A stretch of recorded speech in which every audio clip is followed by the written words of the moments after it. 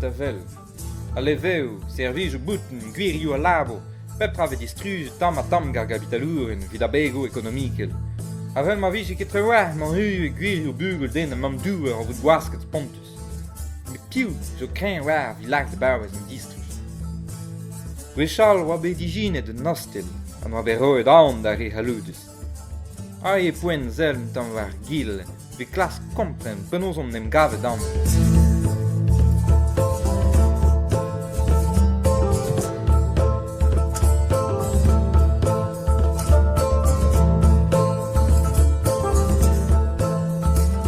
Aujourd'hui, militer, c'est être en dehors de la loi. Avant, en manif, j'avais moins peur, j'avais pas peur en fait d'être devant les flics parce que j'avais rien à me reprocher tout simplement.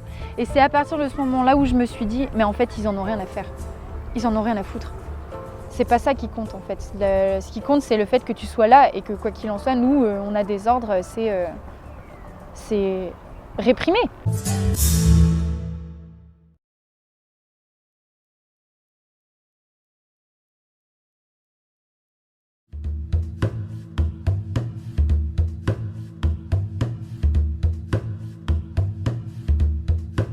Passer d'une économie de marché où il y avait un fort service public à une économie totalement libéralisée et privatisée, ça ne pouvait pas se faire sans violenter le secteur public et pour que le secteur privé puisse s'installer.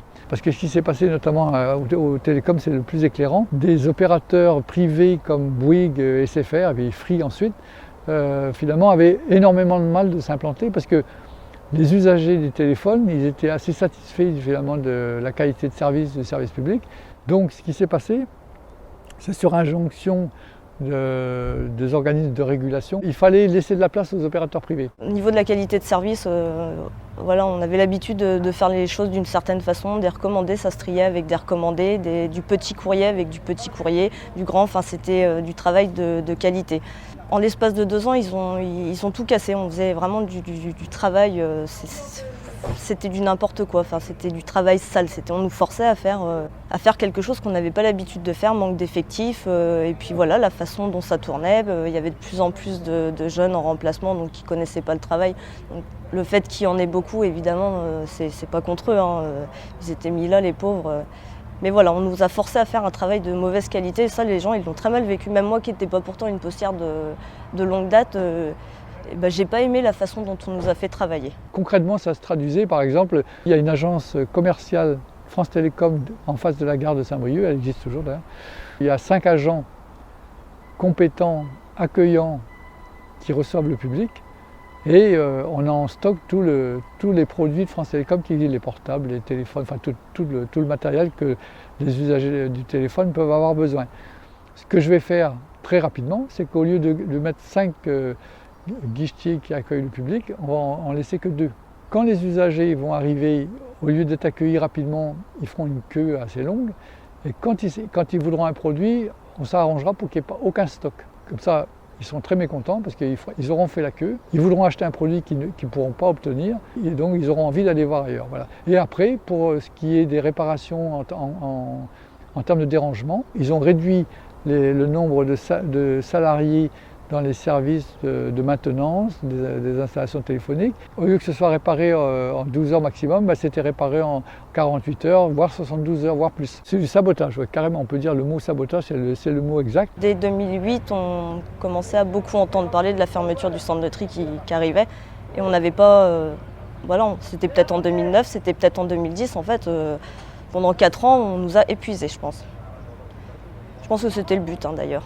Ça a été tellement long, on nous a tellement laissé dans l'attente, l'angoisse. À la fin, ce qui est marrant, c'est que les gens qui ne voulaient pas partir, qui auraient pour rien au monde, enfin voilà, le centre de tri, c'était, ils étaient contents en fait. Ils étaient contents tellement ils étaient épuisés, tellement il y en avait marre. Et ouais, ils ont réussi à faire quelque chose d'incroyable, quoi. D'amener les gens à être contents que le centre de tri ferme, que ça soit fini, qu'on tourne une page et puis voilà. Il y a eu des plans de suppression d'emplois extraordinaires donc, à France Télécom. D'ailleurs, c'est pour ça que les dirigeants se retrouvent aujourd'hui devant le tribunal correctionnel de Paris pour harcèlement moral. Mais ils voulaient supprimer 22 000 emplois sur 2 ans. Donc ils avaient mis en place des méthodes de management par la terreur, c'est littéralement ça qu'ils ont fait. Et ils ont fait une opération de déstabilisation totale du corps social pour empêcher qu'il y ait une résistance syndicale. C'était fondé sur des méthodes de management qui avaient été théorisées par un psychosociologue américain qui s'appelle Peters, c'est le fameux syndrome de Peters. Il fallait déstabiliser les agents à 3 niveaux. Il fallait leur faire perdre leurs repères hiérarchiques, c'est-à-dire que donc en permanence il fallait qu'il y ait une rotation des responsables pour que les gens ne sachent plus à qui était responsable de quoi et de qui dans l'entreprise. Il fallait leur faire perdre leurs repères géographiques. Donc il fallait absolument obliger les gens à changer de poste. On voyait par exemple des services qui étaient dans un immeuble, ils le transféraient dans un autre immeuble de la ville. Les gens qui étaient au premier étage, on les faisait déménager au troisième. Et puis la troisième pilier pour parachever la déstabilisation du corps social, c'était d'obliger les agents à faire des choses qui étaient contraires à leurs valeurs et à leur éthique. On les obligeait, par exemple, à faire des actes qui étaient du vol par rapport aux usagers. Alors comme ils avaient été, tous ces salariés-là de France Télécom, ils étaient venus pas par hasard dans le service public, ils étaient venus parce qu'ils y croyaient au service public et à l'intérêt général et au bien commun. Les obliger à arnaquer finalement les usagers, ça créait des graves cas de conscience pour les gens, ça les déstabilisait fortement. Mais c'était d'une efficacité redoutable.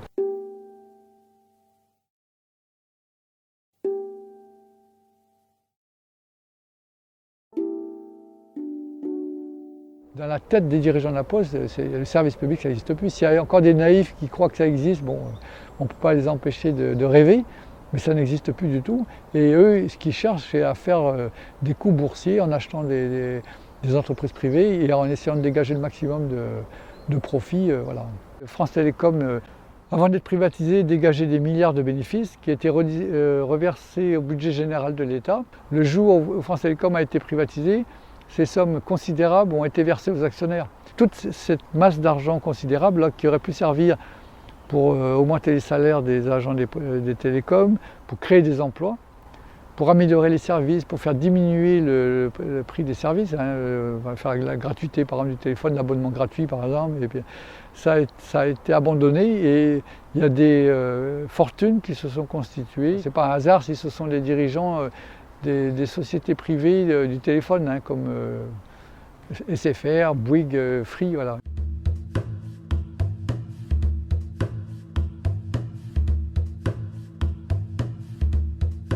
C'est pas parce qu'on me dit depuis que je suis petite qu'une retraite j'en aurais pas, que c'était écrit pour l'instant. A priori, si je me battais, et peut-être que si on était beaucoup à se battre, une retraite on en aurait une. Les retraites avaient déjà été gravement amputées avec la réforme de 2003. En 2010, c'était encore une aggravation des conditions pour partir à la retraite, finalement. Rallongement des années obligatoires de travail pour pouvoir prétendre à la retraite, augmentation des décotes, c'était vraiment un système très pénalisant pour les salariés, avec des reculs considérables. On sentait une détermination, il y avait beaucoup de monde dans la rue, il y avait vraiment beaucoup de monde en grève et en manif. Des beaux cortèges, mais bon, on défilait, puis on arrivait au point d'arrivée et puis voilà, ça se dispersait. Il n'y avait rien pas beaucoup de fantaisie.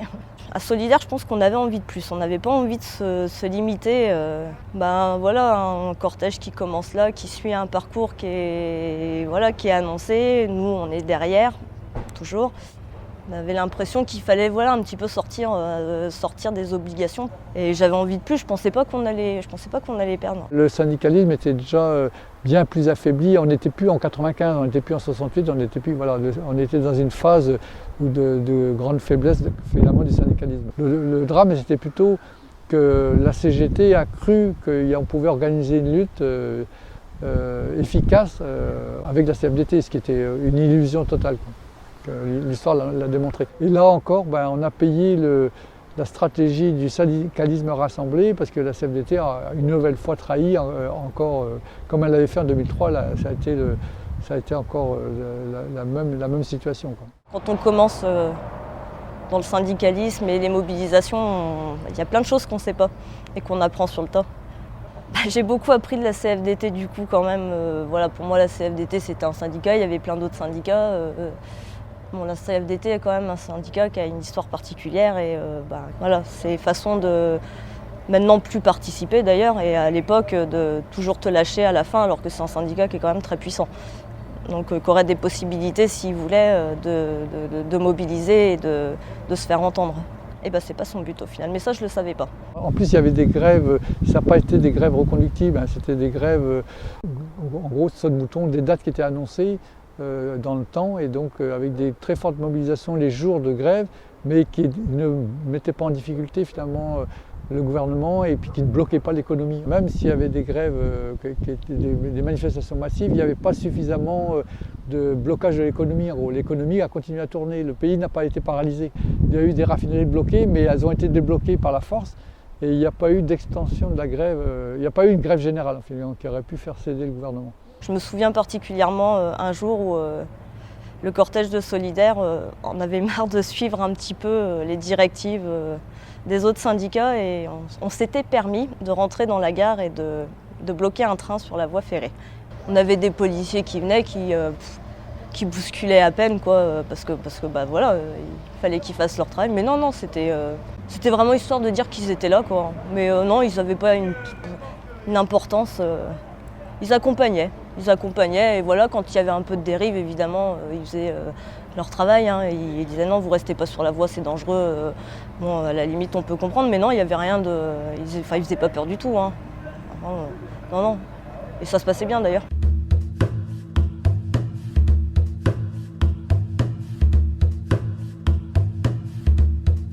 Moi, j'avais connu que des manifestations où les flics qui étaient là, c'était les flics en moto qui juste font la circulation pour que le cortège se passe très bien. Et en 2016, il s'est passé quelque chose, on n'avait plus le droit de manifester dans le centre historique de Rennes. Il y avait une manif où il y avait mes 2 sœurs qui étaient là avec leur petite fille de moins d'1 an. Elles se sont faites gazer. Et là, mes sœurs qui ont vécu le CPE m'ont dit on n'a jamais connu ça. Et on a bien vu petit à petit les familles, les retraités, les personnes qui n'étaient pas forcément en capacité de courir ont déserté littéralement les manifs. Il ne restait plus que les jeunes et les syndiqués. Dès la première grosse mobilisation donc pour la loi travail, les jeunes avaient décidé de faire un petit blocage sur un rond-point. Et on a pu voir donc, ce jour-là 5 personnes qui avaient le visage masqué et qu'on reconnaissait très bien, qui étaient donc des personnes de la BAC. Donc il y a eu une première sommation en disant qu'il fallait absolument que ces personnes enlèvent leur foulard.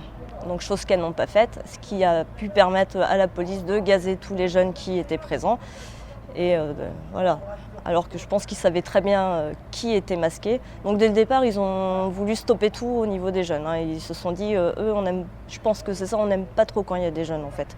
Valls, il a décidé finalement de créer des incidents dans les manifs et de réagir d'une manière extrêmement violente. Et on a bien vu ça lors d'une grande manif qui a eu lieu à Paris où on était vraiment extrêmement nombreux. Et il y a eu une répression très forte contre les manifestants. Et d'ailleurs, quand on est remonté dans les cars qui nous avaient amenés à Paris, là, les Bretons, on était accueillis par des CRS qui nous tiraient dessus alors qu'on quittait la manifestation. La manif dont je parlais de fin avril où on a traversé la Vilaine, moi au moment où on nous avait chargés, il y avait un policier qui me frappait les jambes pour me faire tomber à terre, qui me tirait par mon sac à dos et qui me frappait à la tête. J'avais un casque à ce moment-là, et heureusement. C'était la police justement qui nous avait foncé dessus par derrière. On était pris en sandwich littéralement et on a été poussés dans une petite rue adjacente où là vraiment on étouffait littéralement. On avait le choix entre étouffer à tous être agglomérés comme des animaux ou à sauter dans la Vilaine, concrètement c'était ça.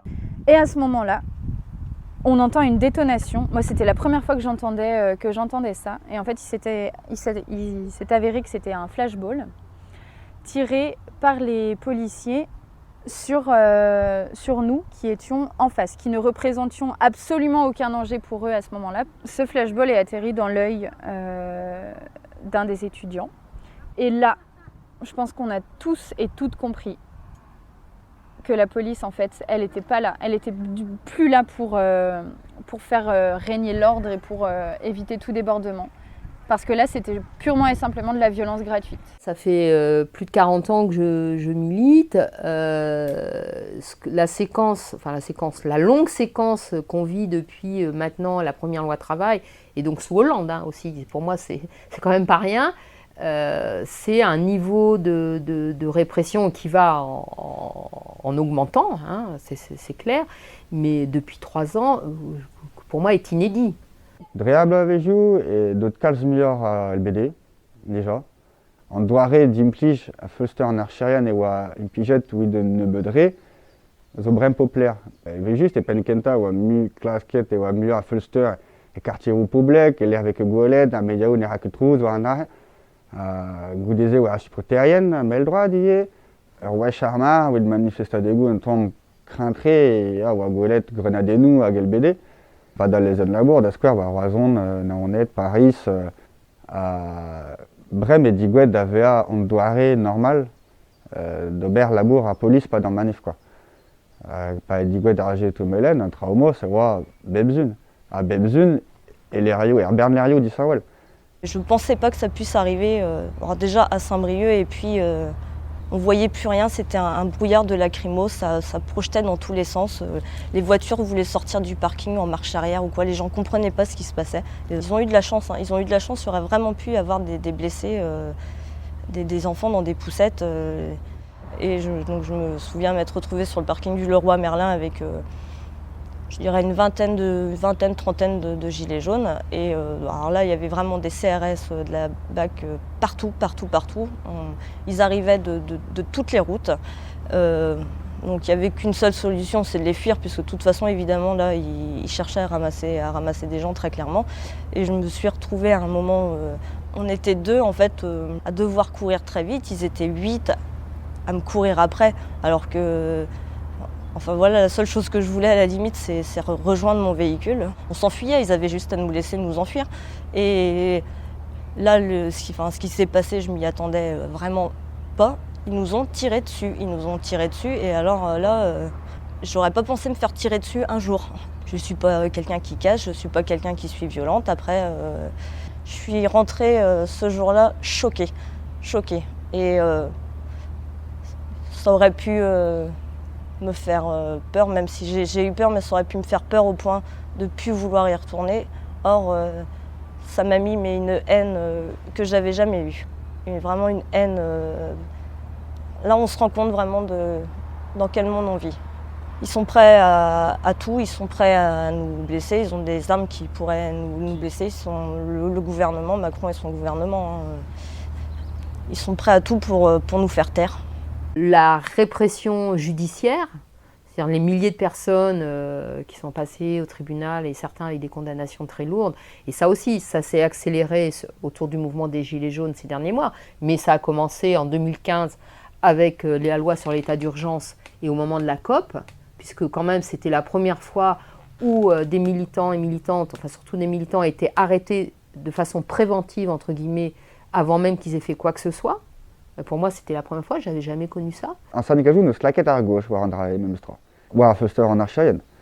Nous slaquait à gauche, mais n'est en doiré de gauche d'un Fuster qui s'égrait de grand tudal à cortège de tête, les avoir quoi. Gavdin, quand un syndicaliste, à les avoir, et ben l'arrête, c'est zo doiré à gazo 10 well de spes vegret 107 quand stade. Stade a un rafale l'air marmant, 10 well, mais de spes ara d'un doiré normal. Tu de cortège tête de scantor un doiré de comprenne à Fuster, un doiré normal d'un stade de la bourrade quoi. Witchom, juste à voir, Witchom est pénageux à mi-route, bed arvorigienne, différemment quoi.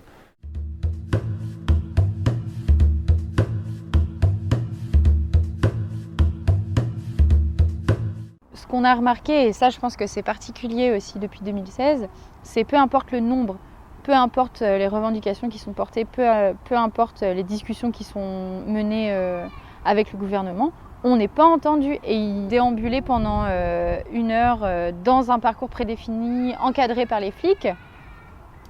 C'est quoi l'utilité en fait? C'est quoi l'utilité à long terme? Alors, Blois veju, Brem veut détruire Petra, veut détruire l'Endro, veut détruire la service public, veut détruire l'agriculture sociale, veut détruire Petra, mais penons qu'au gel. Neus ket moarien kin a force penaos, neus ket choaz ket gizwa la Thatcher déjà, neus ket choaz kin e pe mos pe neus ket. A pe manout ket da du e vo Fulster neb d'or. Bon ba ma ebe laket ar jeu mos, je war an dud neus on ji ba force penaos ne vo ket trawar, do me a manif dont doa goun, hem zo ber an doa décembre. En da ren goune le goulenn d'ar prefeti, déjà. Da la ade goulenn d'ar stad gant piou maout, ene piou maout on em gana o sturmi, goulenn dean an otre ouid bea eneb dean. Un tamm paradoxal même ça quoi. On doit e cortège de tête et de l'art et bah grit voir manif et l'air on ne se rend ber manif. Agar pas le oa monde e l'air youseye ouid bea goulet mat bea e krez a guerre bud lak ie ar stourm e krez ar jeu. Pegur oa difenet war chérien war an ent, et à cortège de tête de là et bah jom devait après stiller le monde même se passer son ar chérien war an ent. Le système cortège de tête, Black Bloc, début 2016, il n'y en avait pas du tout.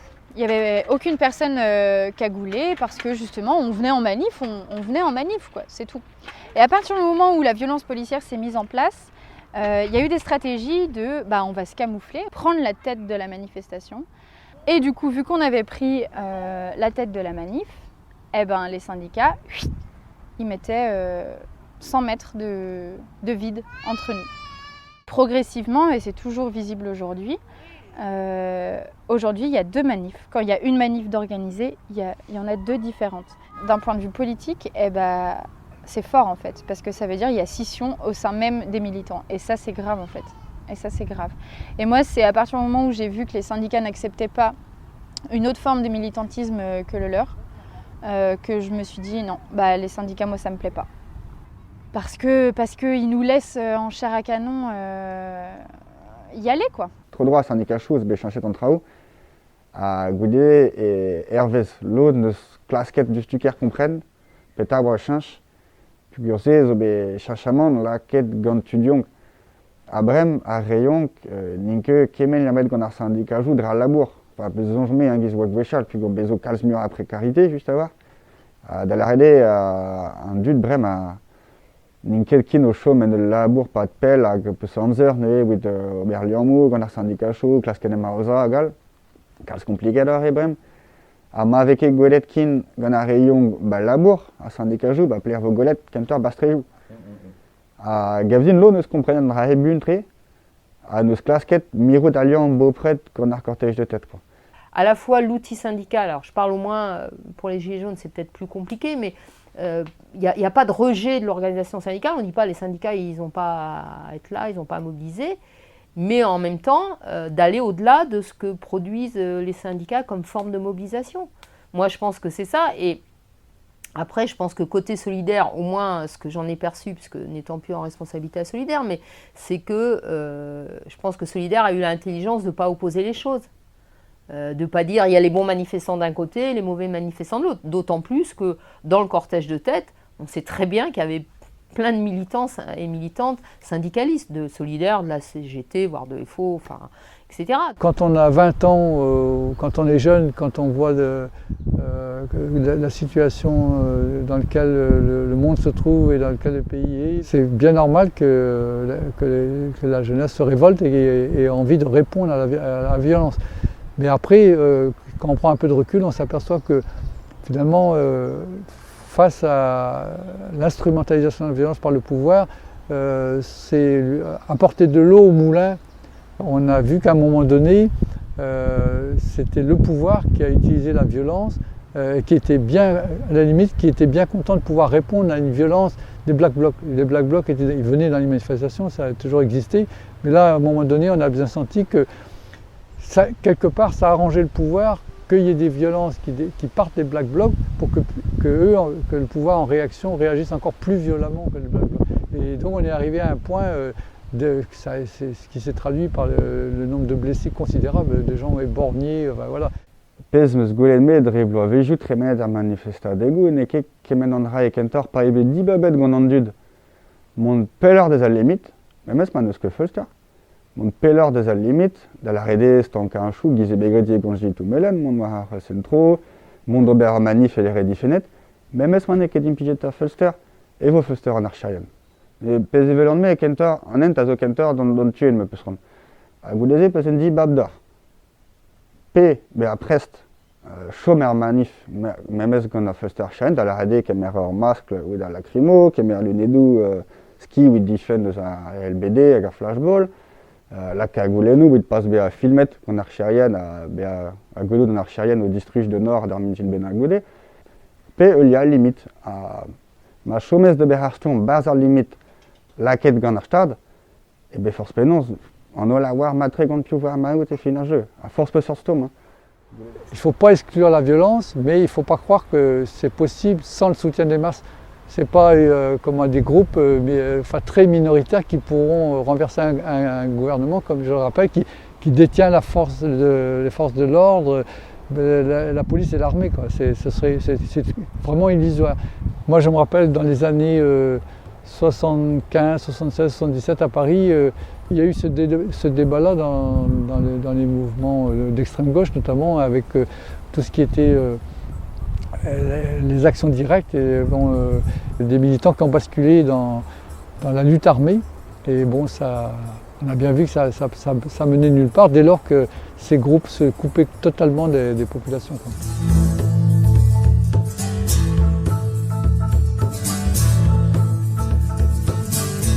Arriva o leve, a resilab, impligidi a SNCF hag an ospitalioù, an divoidi a ribao, a memes natur ave gwasket ga memes a bego an arron braz a lag ar gwask kemin a dut a poblu. En ons daar en vessi as indicalorias vid difing kemen.